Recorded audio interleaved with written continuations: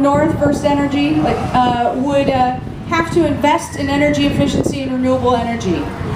This has had overwhelming success. We have seen significant job growth. We have seen significant drops in our utility bills because when we use less energy, it's like when demand goes up, price goes up, right? So we use less energy, demand goes down, price goes down. Similarly, since we were not putting as much strain on the grid by using old archaic plants, as many people have noted, both coal and nuclear, we're using more wind and more solar. That was also driving down costs and increasing reliability in the state. Unfortunately, some folks had amnesia. We still have all Republican legislature, and they decided that they wanted to kill it. And utilities, AEP was absolutely behind this. It hurts my heart, but it's true. First Energy, maybe some major industrial customers, and they decided they didn't want this anymore, so they killed it. They killed this law. Utilities are no longer required to do efficiency and renewables. They said it was innocuous. They called it a freeze. We're just stopping for 2 years to study this thing. Here's the real truth, is what they baked into the law is all kinds of crazy language so that if it does come back in 2 years, we're not sure it will, even if it does, it won't look anything the same. So now, when the federal government changes lighting standards, which utilities have nothing to do with that, right? We just go get a new light bulb, that'll count towards the standard. Anything that anyone does that's efficiency and renewables, even the utilities did nothing with it, it'll count. And not only will it count, they'll be able to get shareholder incentives for it. Even if they don't have any skin in the game, they're going to get to benefit from it. So I want to say a couple things though. This is really frustrating and I feel really mad about this. I've actually worked on fighting these laws across the country. I was actually the National Sierra Club's expert on efficiency and renewables for 3 years, fighting this kinds of legislation. Ohio is the first to do it, but there are other ways that we are winning. First off, the nation that cut the most carbon pollution in 2012 was the United States. And you know why? Because we started taking coal plants out. And that in some places is not popular to say that, but that was my organization that decided that was how we had to do this. You know, because we had all these old plants that were polluting the water, that were breaking the law, were making communities sick, and so we started taking them to court. So we're winning there. We have a case right now before the Public Utilities Commission where AEP is trying to keep on 2 nuclear plants that were built in the 1950s, early 1950s, to supply Piketon, old uranium plant, right, down in southeast Ohio. 2 plants trying to get basically a bailout. These are going to shut down because they're so expensive to run now. And what they want is they want us customers, anyone, even if you shop on the open market, because AEP delivers the electrons into your house, they want us customers to pay to keep these online. It's called a power purchase agreement. Now, the Public Utilities Commission said that AEP could not do a long-term power purchase agreement with a large solar company, but now AEP is coming and saying, hey, can you keep these plants online? And it is estimated just over 3 years, that'll cost AEP customers $117 million. And then in 3 years from here, they're going to do it again. And 3 years from there, they're going to do it again. Every utility in the state is trying to play this game. And here's the good news, is actually, as we said, wind is the cheapest energy. Actually, wind is the cheapest, solar is cheap, energy efficiency is cheaper than anything, right? Because what's cheaper than not having to make it?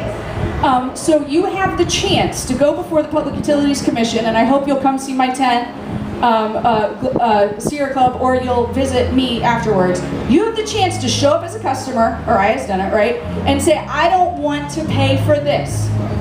Don't make me pay for this. Take that $117 million and put it towards energy efficiency, where every dollar spent saves 3. I'm not even lying. Those are the numbers we have from AEP.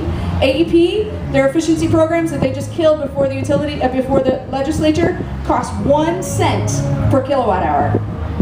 How much are your bills? What do you think you're paying per kilowatt hour as an AEP customer?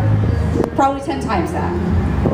Efficiencies cost 1 cent per kilowatt hour, and it saves money too in the long run. So what I'm saying to you is, we lost that battle.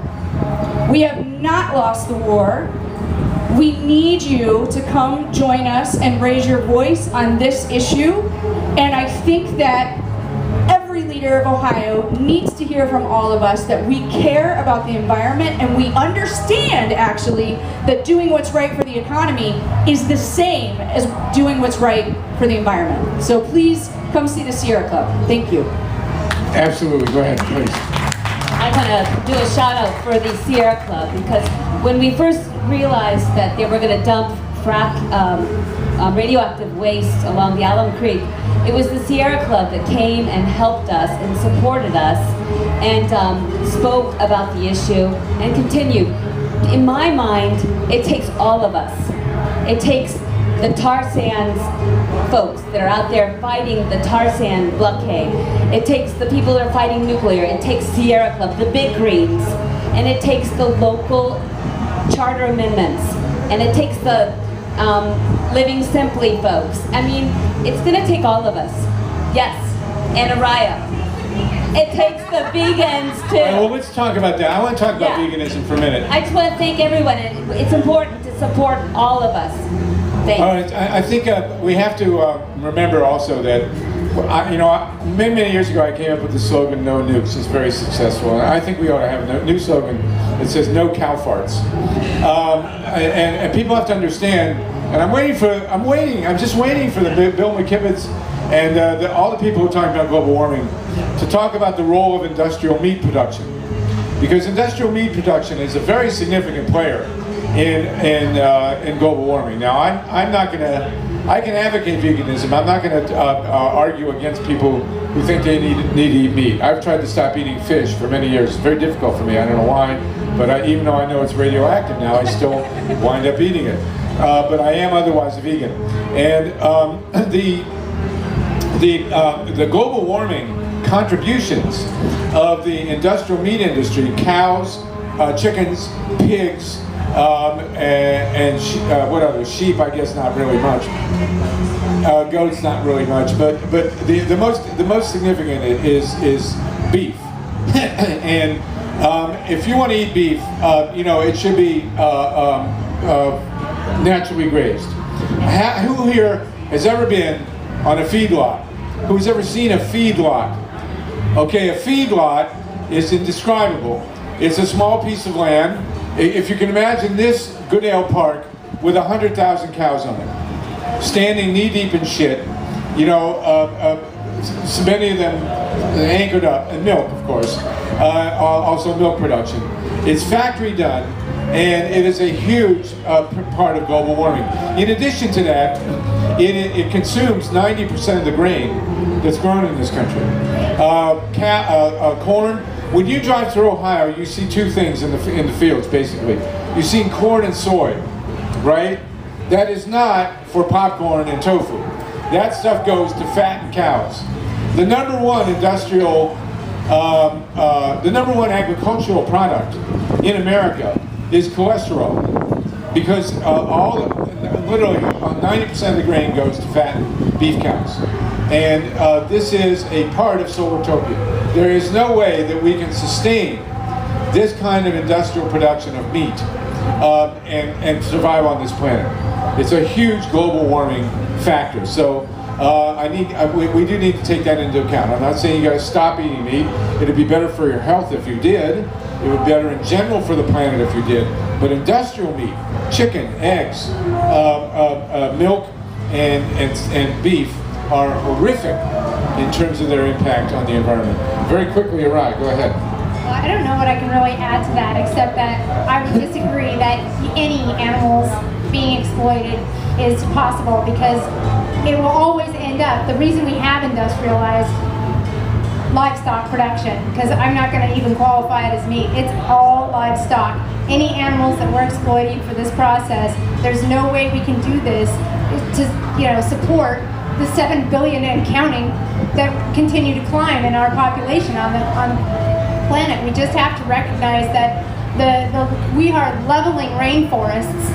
I mean, we've lost 80% of the Amazon due to livestock production, predominantly so we can feed soy and get a cheaper burger to our chickens and our McDonald's, as far as a chicken sandwich or whatever. Chicken is the most consumed animal on the planet right now, and at least in the United States. I shouldn't qualify that. in different cultures, it's goats. So I mean, you know, the Muslims, but it's a huge problem environmentally. Okay, But look, yes, go ahead. real quick, you know, and it's hard because we all have to try to work on so many fronts for environmental issues. So I just want to say, all right, I'm actually someone, I have health issues. I really can't go every week without meat. Some sort of livestock, I can't. But I have choices. I can buy local, which means it's not getting shipped all over the country. I can buy grass-fed, which means a big difference. I can go meatless many days, and there's a lot of people, a lot of households that just go meatless Mondays, right? Just meatless Mondays. So it's great for our friends, and she's totally a champion for veganism, and we should applaud her. And if you can do that, I think you should. But if you really feel like my fight is a different fight, but I also really do care about the planet in terms of what I put in my body, because what I put in my body, I become, right? I become cholesterol or whatever.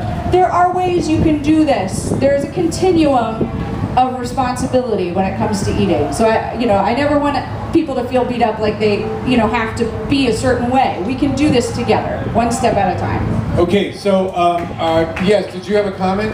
Oh, we have 3 minutes. Who has a question or comment? Those of you who doubt that we can make an impact, I have to say this obligatorily at every session.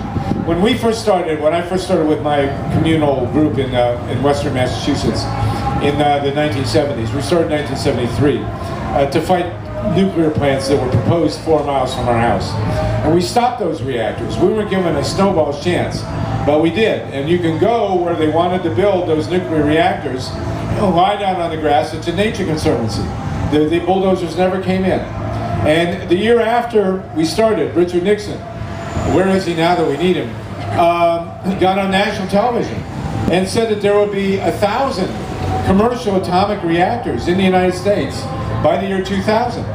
Well, the year 2000 has come and gone. There were 104, and there are now 100. And there's another one going to shut this year. And the nuclear industry had this whole big shtick. They were on a nuclear renaissance, and atomic reactors were going to come back. What a crock of shit. And they totally failed. They spent $1 billion on public relations trying to build new commercial reactors in this country, and the net result was that they went down by 4, and will be continuing to go down. There is a movement in Japan now, so far effective. When Fukushima happened, there were 54 commercial reactors operating in Japan. 6 went down in Fukushima, and then will never reopen. But there's still 48 there, and the prime minister there, who's kind of the equivalent in politics of Reagan, only further to the right, wants to reopen these 48 reactors. And you know what? The public is not allowing him to do that. It's the biggest mass shutdown of reactors. The only good thing to come from Fukushima is that the other 48 reactors are still shut. And so we can make a difference. We have made a difference. And photovoltaics, which was just dismissed as a marginal form of Gyro Girlu's fantasizing, it's a huge industry. It will be the biggest industry in the history of the world, just photovoltaics, along with wind and other renewable sources. So don't think we're not winning. But the stakes are we have to win fast enough so that we can still survive what King Kong, coal, oil, nukes, and gas is doing to all of us. Yes, sir. Who? Who's Mark Jacobson? Stanford guy that said by 2030 we can have Well, the presumption of this book, Solartopia by the Age, is that we will be totally renewable by 2030. And I think that we have no choice. That's why I picked 2030. If we don't get there by 2030, the planet will not be livable for human beings. The cockroaches and many other animals will be fine. But we won't be here. Our life supports, it's the best of times, the worst of times. Our life supports this. I've read Mark Jacobson's stuff. He's not alone. There's plenty of people out there now saying that we can make this transition, and we have no choice. But not only are we going to have to do it in energy, but we're all going to have to get behind Araya here and do, it's not necessarily totally vegan, damn close. Yeah. Okay? Thank you all very, very much. This was a great group. Come on up, say hi. We have vegan meat. We have vegan eggs. We have vegan milk. We have vegan ice cream. We have vegan everything. You do not live a life of deprivation as a vegan, and it really is the single most important thing you can do because it reaches everything in society, and it is one of the leading.